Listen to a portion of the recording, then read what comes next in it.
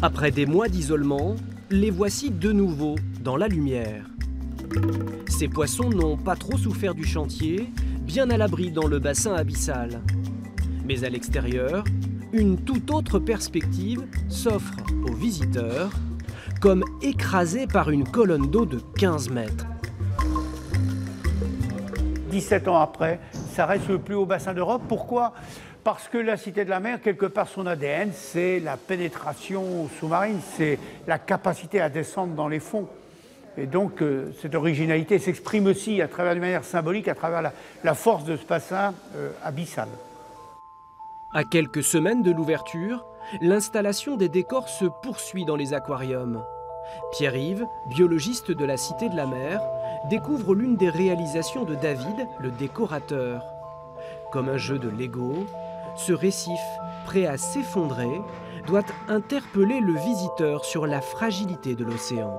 C'est un judicieux mélange qu'on fait entre un morceau de réalité qu'on implante et une scène de théâtre. Le visiteur doit être emmené ailleurs en quelques secondes. Sinon, il se distrait, il passe sur un autre bassin et il oublie.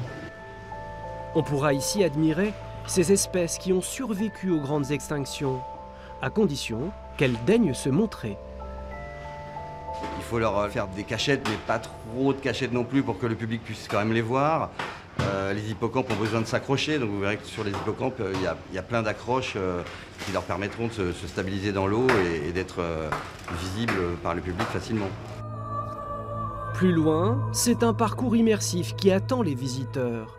Un espace consacré aux grandes profondeurs et aux pionniers qui les ont observés. Un goût de l'aventure, puisé pour beaucoup dans l'univers de Jules Verne, un précurseur à qui la Cité de la Mer rend hommage.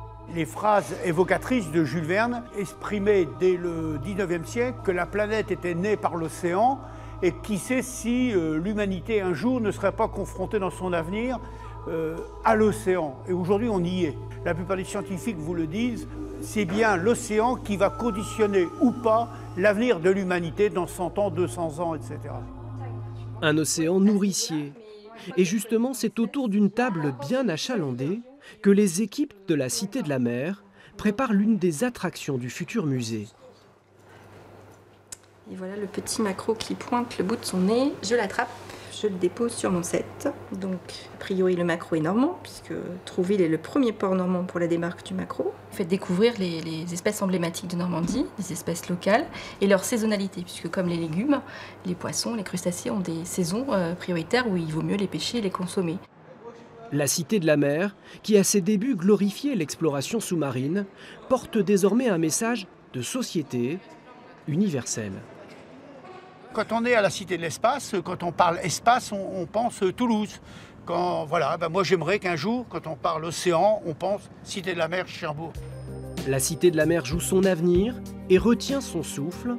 À quelques semaines de l'ouverture au public, le compte à rebours est lancé.